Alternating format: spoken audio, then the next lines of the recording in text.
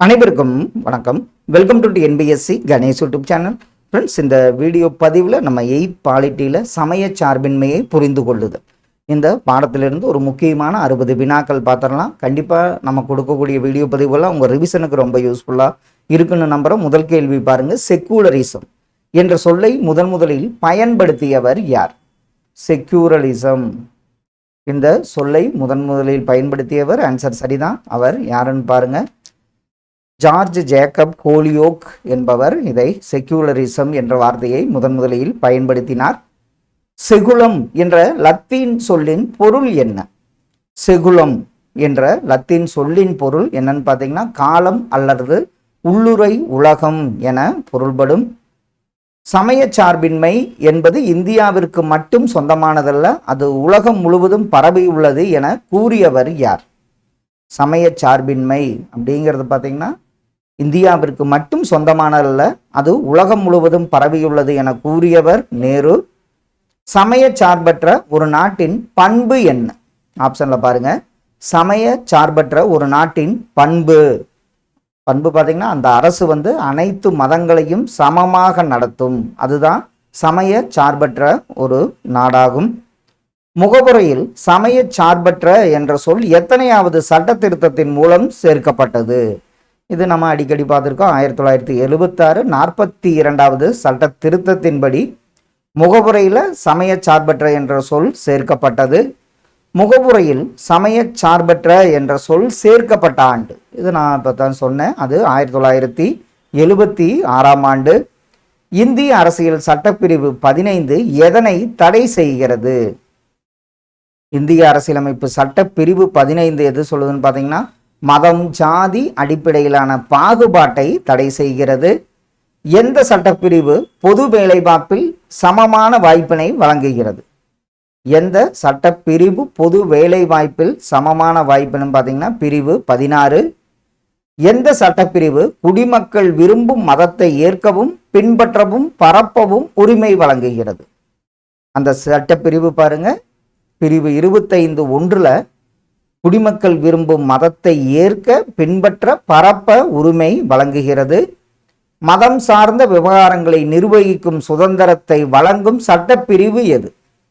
மதம் சார்ந்த விவகாரங்களை நிர்வகிக்கும் சுதந்திரத்தை வழங்கும் சட்டப்பிரிவு 26 எந்த ஒரு குறிப்பிட்ட மதத்தையும் பராமரிக்க வரி செலுத்துவதற்கு எதிரான சுதந்திரம் தரும் பிரிவு எது? எந்த ஒரு குறிப்பிட்ட மதத்தையும் பராமரிக்க வரி செலுத்துவதற்கு எதிரான சுதந்திரம் தரும் பிரிவு 27. அரசு உதவி பெறும் கல்வி நிறுவனங்களில் மதம் சார்ந்த அறிவுரைகளை தடை செய்யும் பிரிவு எது? அரசு உதவி பெறும் கல்வி நிறுவனங்களில் மதம் சார்ந்த அறிவுரைகளை தடை செய்யும் பிரிவு 28. சிறுபான்மையினரின் கல்வி நிறுவனங்களை நிர்வகிக்கும் உரிமை வழங்கும் பிரிவு என்ன? சிறுபான்மையினர் கல்வி நிறுவனங்களை நிர்வகிக்கும் உரிமை வழங்கும் பிரிவு 30. அசோகரது எத்தனையாவது பாறை அரசாணை அனைத்து மத பிரிவினருடன் சகிப்புத்தன்மையோடு இருக்க வலியுறுத்துகிறது? அது அசோகரின் எத்தனையாவது பாறை அரசாணை? ஆன்சர் சரிதான், அது 12வது பாறை அரசாணையாகும். தீன் இலாஹி என்ற கொள்கையை வெளியிட்ட முகலாய அரசர் யார்? தீன் இலாஹினா தெய்வீக நம்பிக்கை. இந்த கொள்கையை வெளியிட்ட முகலாய அரசர் அக்பர் ஆவார். அக்பர் கட்டிய வழிபாட்டு கூடத்தின் பெயர் என்ன? அவர் அக்பர் கட்டிய வழிபாட்டு கூட்டத்தின் பெயர் இபாதத் கானா என்ற கூட்டம்தான் அந்த வழிபாட்டு கூட்டத்தின் பெயராகும். அக்பரின் கல்லறையில் சமய சார்பற்ற கொள்கை வெளிப்படும் வகையில் எந்த மத சின்னங்கள் உள்ளன? அக்பரின் கல்லறையில் சமய சார்பற்ற கொள்கை வெளிப்படும் வகையில் அதில் பார்த்தீங்கன்னா அவருடைய கல்லறையில் இஸ்லாம், இந்து, கிறித்துவ சின்னங்கள் உள்ளன.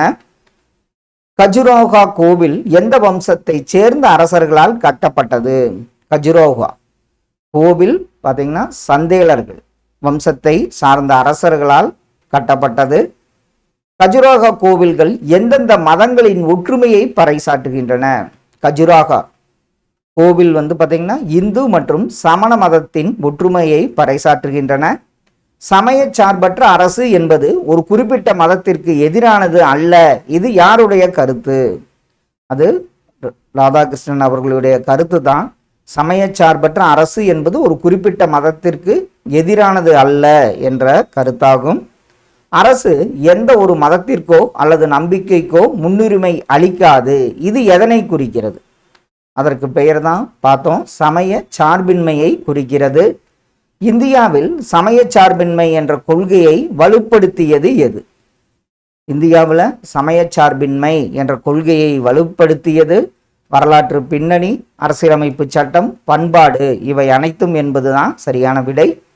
சமயச்சார்பற்ற கல்வியின் நோக்கம் என்ன?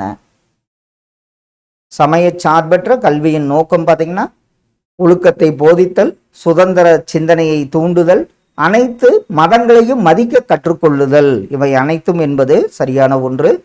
பின் வருவனவற்றுள் எது சமயச்சார்பற்ற நாடு அல்ல? இதெல்லாம் பார்த்தோன்னே சொல்லிடுவோம். பாகிஸ்தான் என்பது சமயச்சார்பற்ற நாடு கிடையாது. ஒரு நாடு அதிகாரப்பூர்வமாக ஒரு மதத்தை அறிவித்தால் அது என்னவென்ற அழைக்கப்படும்.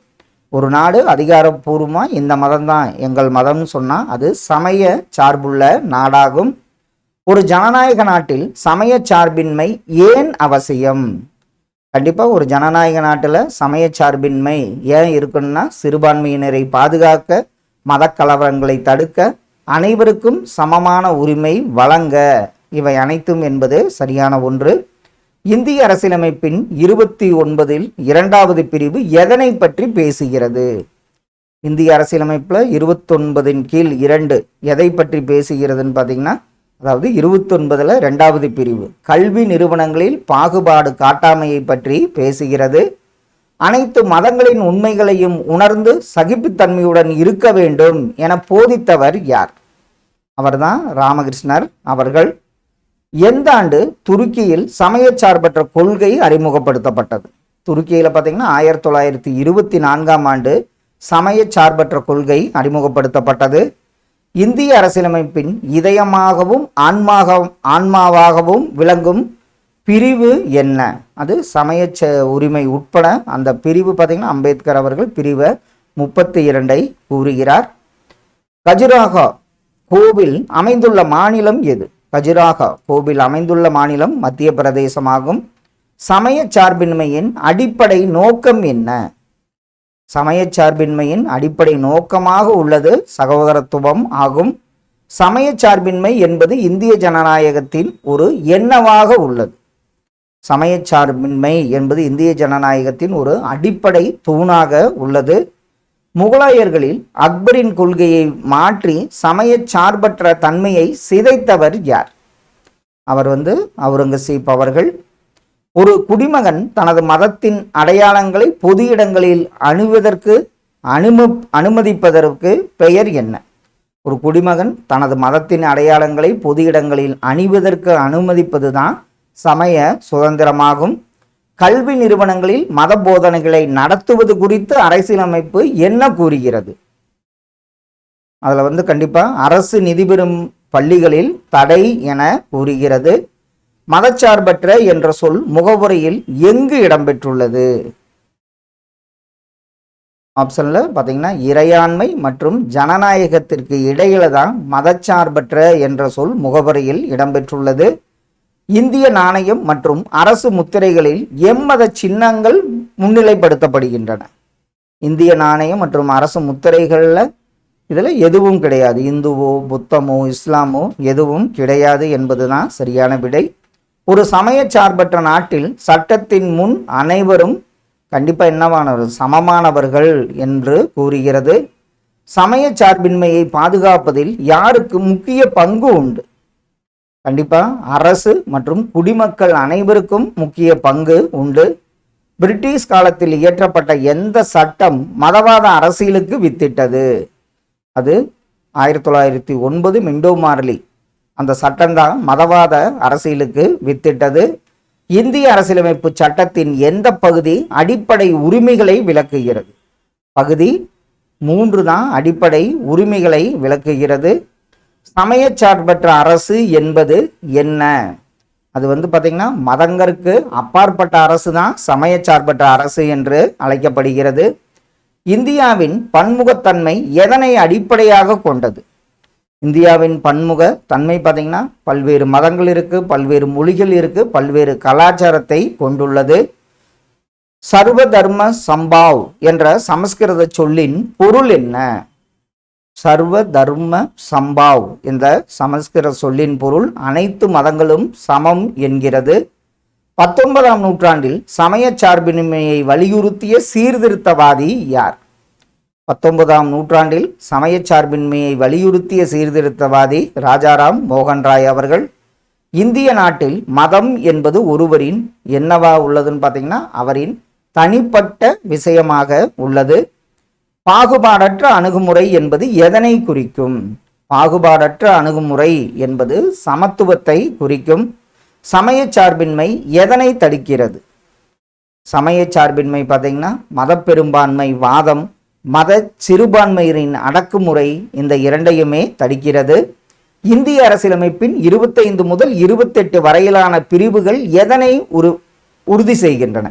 25 to 28 என்ன சொல்லுதுன்னா சமய சுதந்திர உரிமை பற்றி பேசுகிறது.